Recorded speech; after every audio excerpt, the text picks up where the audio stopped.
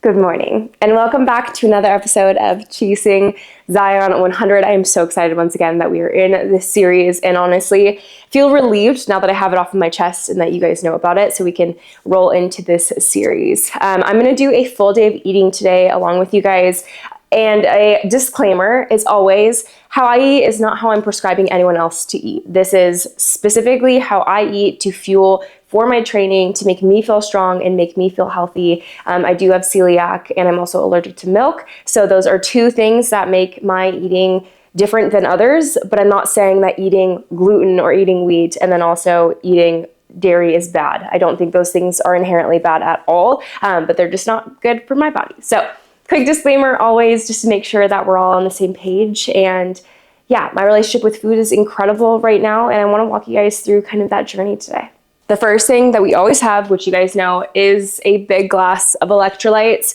This is something that has helped my training so significantly, is making sure that I'm properly hydrated throughout the day. I actually just ran out of my tub. Let me see if I've got another one. I don't have my normal tub of electrolytes, so we're just going to do some Go Packs. Totally the same profile as one scoop of electrolytes, but in a convenient packet, like a Go Pack.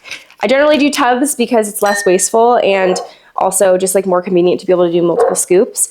But here we go, electrolytes. If you guys pick up anything from BPN, you can use my code Amanda to save some money at checkout and also to support this channel. I'm so appreciative when people do that. Obviously, you are 100% not obligated to do so, but I do love BPN electrolytes and something that I have every morning.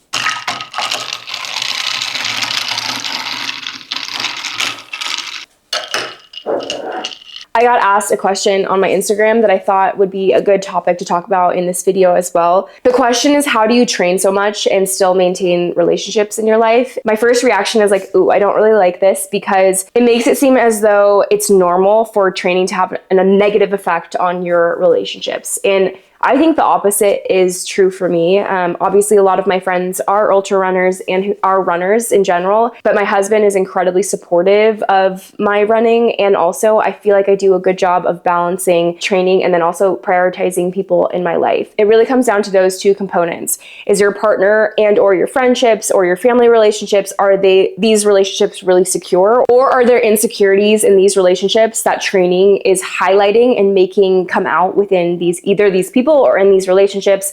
And or is your training being taken to a level to where you're sacrificing everything else in your life for training? At the moment, I'm training at the maximum like 3 hours a day. And generally, it's a little bit less than that. But on the higher end, 3 hours a day shouldn't take away from my marriage in any sort of way. We should be able to have communication about, hey, I'm going to go do this. And he's understanding because there's not insecurities in the relationship based around training. And also, I am still able to be there for weddings that we're attending and important things that Tyler would like me to be at. I'm able to still be there for those things. So those are the two questions that I would say to ask yourself. Are these relationships secure? And or how is training highlighting the insecurities? And then also, am I taking training to an addictive level to where it's hurting the people around me? If you have clear answers on these two, I don't think that you should have to sacrifice anything within your relationships, personal relationships, friendships, etc. If you have friendships that are relying on you to party, be separated from your training, are these relationships making you sacrifice your goals and sacrifice you taking care of yourself? Then that's another question to really sit with as well. I don't drink, my friends don't drink, and partying is not part of the culture that I'm in at all. But I do know people who have lost friendships in that transition when they were really trying to better themselves, and they were separating themselves away from those friendships. So those two questions I think are necessary to ask yourself, and that's my take on that question. Let's make some breakfast.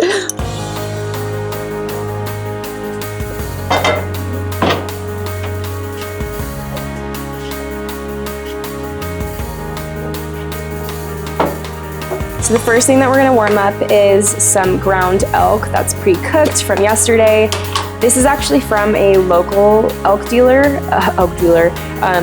local elk farm. So we're gonna throw this in here and warm this up.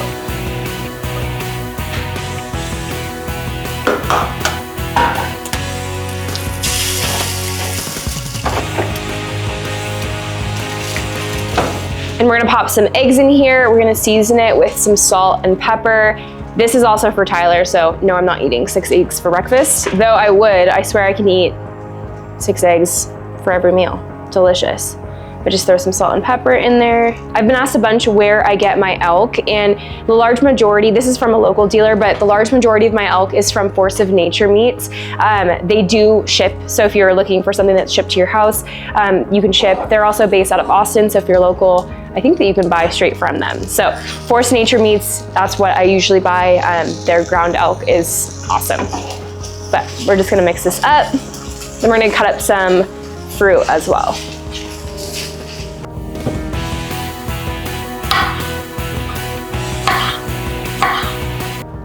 Brady's meal is served. We've got 3 raw patties for Bubba with some multivitamin and Pet Lab and calcium. And then Miss Oakley has fresh food with greens, powdered calcium, and multivitamin.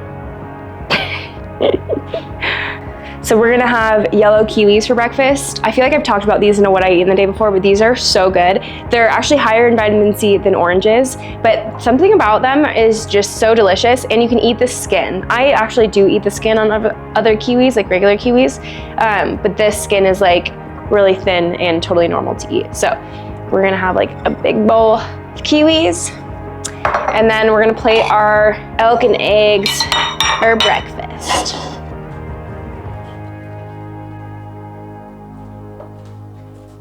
Okay.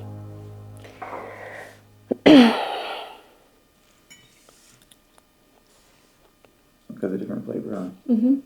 A quick little fit change into the running gear. I've got Amazon shorts on and then a gore wear top.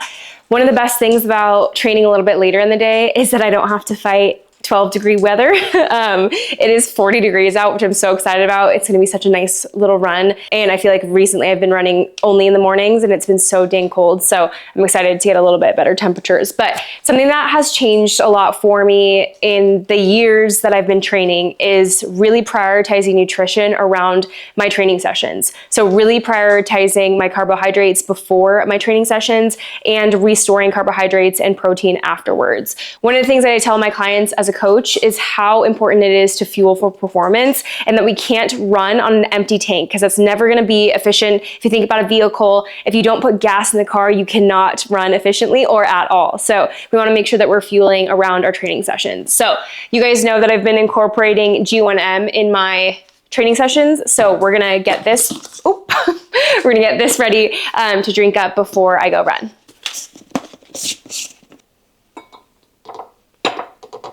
One of the reasons why I do a big disclaimer at the beginning is because my relationship with food has not always been a positive one. I struggled with eating, we'll just call them EDs, in my early adulthood and in high school. I definitely struggled, and I struggled honestly with binge eating for many, many years. And it's a little bit vulnerable to talk about, but I will say a couple things that really helped me in healing my relationship with food were running, and then in my cancer journey, really focusing on fueling my body. So really viewing food as pure fuel is what really helped heal my relationship with food. And because I'm an endurance athlete, viewing food as fuel is just kind of a given. So I really do think that really focusing on my performance has changed my outlook on food a ton. I don't find training for aesthetics to be interesting or my vibe at all. I think instead of focusing so much on restricting and the aesthetic effects of food, I really focused on the individual properties of a food that makes it really important for my body to fuel it for not just my athletic endeavors, but also for my brain health and just for everyday well wellness.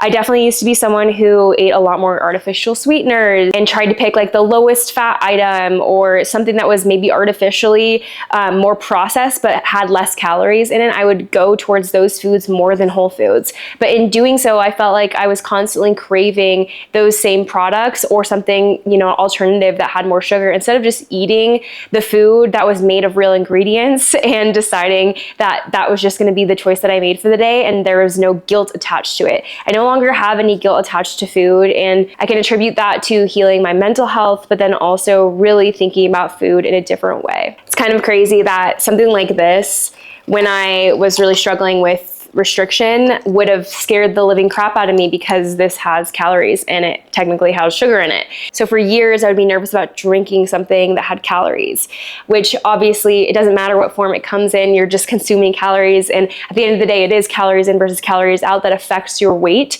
But for me, having the freedom to drink something like this without any guilt has been a huge shift for me. And I wonder if that's kind of why it took me so long to incorporate a liquid carb, because there was some sort of emotional attachment to this idea of drinking carbohydrates. But now obviously, like, I take this every single day and it's something that really does help me in my workouts. Once again, a reminder that G1M is 350 milligrams of sodium. So this has 700 milligrams of sodium per serving, 40 carbohydrates per 2 scoops, so 160 calories from this. So as you guys know from my other eating videos, and hopefully in this video, you'll see that I have whole foods as a major part of my diet, but around my training, I do prioritize quick digesting carbohydrates, and I definitely don't mind having something that's processed specifically for runners and for endurance athletes like G1M Sport. So cheers, 160 grams of carbs down the hatch. Orange is the best flavor, by the way. Another thing that I've experienced in the healing of my relationship with food is being able to have a day like yesterday with my friends where I had a bunch of sweets. I had these gluten-free pumpkin muffins that I made pumpkin bread. We had gluten-free brownies. We made brisket. And I can have a day where I'm eating these things and the next day not feeling like I have to restrict. And that's something that I definitely really struggled with when I was deep into restriction and then also in binging. I realized that I was constantly in this cycle of like trying to play catch up from the previous day. But now I exist in a world where it's like I can have a muffin throughout the day and it doesn't at all make me feel guilty about food, because at the end of the day, these are made with love. Like, I made these with love and they have good ingredients in them. And at the end of the day, like, one muffin isn't gonna screw you over for a lifetime. What will screw you over is having an ill relationship with food to where you're demonizing things and making yourself sick every single time that you eat, and it's constantly spiraling in your mind. So releasing yourself of these pressures is something, obviously, that if you need professional help with, I would definitely encourage you to do so, because the grass is so much greener on the other side. I promise. In addition to my G1M that I'm about halfway through with, I'm gonna cook up a little bit of protein because I am just a little bit hungry. So I'm gonna throw a chicken apple sausage on the stovetop. These are pretty high in fat as well. So we have good 11 grams of fat, 13 grams of protein. So the protein to fat ratio isn't super positive in the protein department, but these are really, really good and I do really like these. So I'm gonna throw one on the stove just to have a little bit of protein before my run. There definitely are some experts who recommend having some sort of protein before training. Carbohydrates are your go-to energy source for endurance sports, so getting carbohydrates in is definitely necessary. But Stacy Sims actually went on Andrew Huberman's podcast, and she's an expert in the field of women's performance and long-term aging. She talks about having some sort of protein before workouts as well, specifically with weightlifting, but we're not weightlifting yet, but I do want to have some protein before I go run. So we're gonna cook one of these up and then go start our run.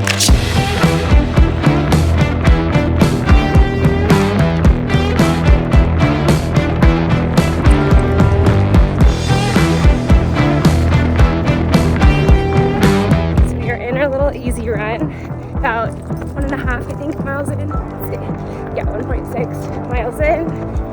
And honestly, this temperature is so freaking perfect. I keep thinking about it. I'm like, oh my gosh, if it could only be 45 degrees every day, it would be so ideal. I got a question from one of my clients this week, and it was basically, how do I get my heart rate to slow down on easy runs? And the key is literally just to run slower. We can only build our aerobic base by building our aerobic base. There's no shortcut to it. That's just what it is. And the more that we do these easy runs, our heart rate is gonna drop and we're gonna be able to go faster with lower heart rate. But the only way that we can do that is literally by forcing ourselves to stay in these lower heart rates. Oh, I love these horses. We've got about 3/4 of a mile to go and feeling pretty good. I will say these are brand new shoes, hurting my feet a little bit. They're really comfortable as far as like the sole goes, but they're a little bit like tight in areas that I'm not really used to. So dealing with that a little bit, not very comfortable. Pace today has been probably a little slower than normal just because I had a 9.5 mile speed workout yesterday. So my legs are feeling it and I did legs. So speed's a little slower, but that's okay. Was that so fun? Was that the best?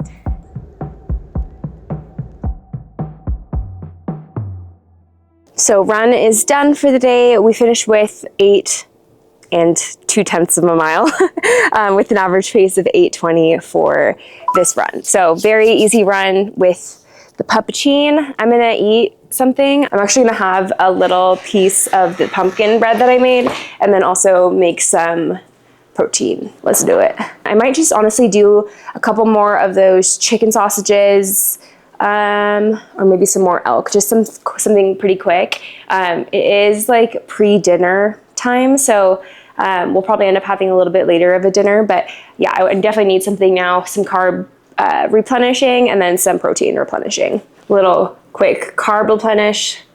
Look at those. I did post a video on the recipe for these in our last video. These are gluten-free. They don't have any dairy in them. And then they also don't have any oil. I substituted applesauce for oil and then no refined sugar. I used maple syrup and then allulose. But super delish, really moist for a gluten-free product. So I'm actually gonna do these venison medallions from Force of Nature. These are super high protein, low fat profile. They're 28 grams per little medallion. I'll have both, so it'll be over 50 grams of protein, but these should be pretty quick to defrost. So I'm gonna pop these in some room temp water to defrost while I go shower and get changed for my lift. They are completely defrosted now, so we're gonna pop them on.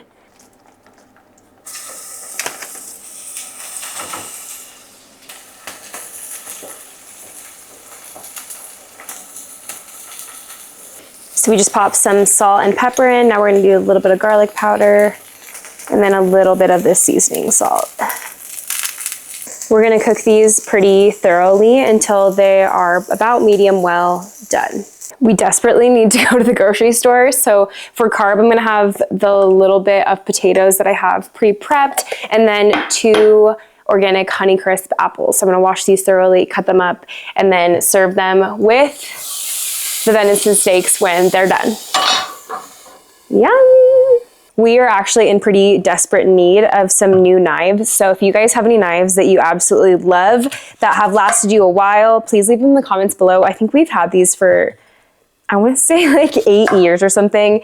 And the sharpener, it doesn't work anymore. It's broken. And yeah, they're just definitely in need of replacement. So if you guys like any that you have that you swear by, leave them in the comments below and I'll take a look, because I feel like it's hard to know like what knife brands are good and reliable and aren't just like, I don't know, look good on the outside and not very good over time. So yeah, these ones are like barely even cutting this apple, but obviously this is not the right knife for this anyway. But cut up 2 little organic Honeycrisps. And we'll check on the venison steaks. Ooh, so looking good. Slip them. Yeah.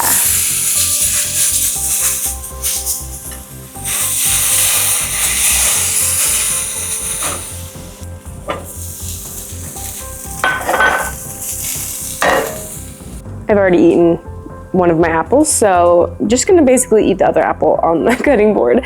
Venison steaks are done, just heating up the potatoes, and then we will be ready to eat and then ready to head to the gym for a lift. All right, let's cut into these and see how they look.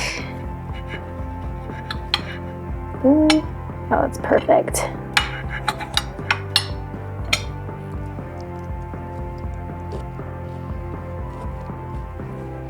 These venison steaks are obviously gonna be a little bit tougher because they don't have any fat in them. I think it's only like 1 gram to 28 grams of protein, but super, super high quality, good protein.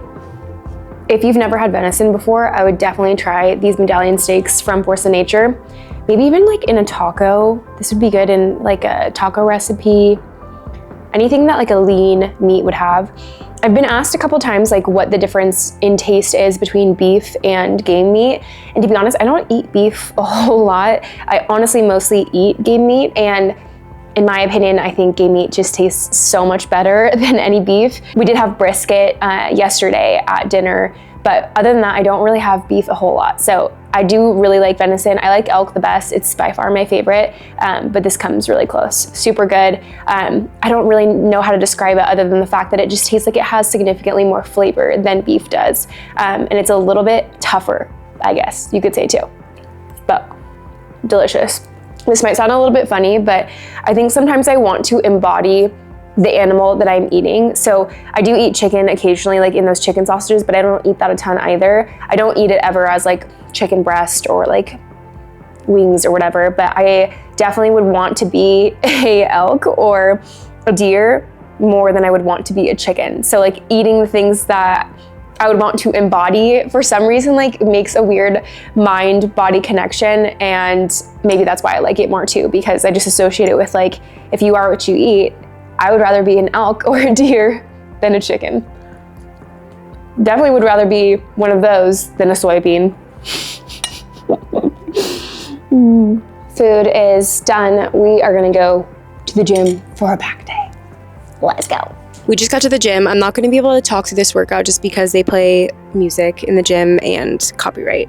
So I'm going to just do a little B-roll for you guys of the footage from today's workout, and I'll check back in with you guys when we get back home and are having our final meal of the day, real meal. We'll probably have snacks later today, but bigger meal for dinner. So let's have a killer workout and then go grub out afterwards.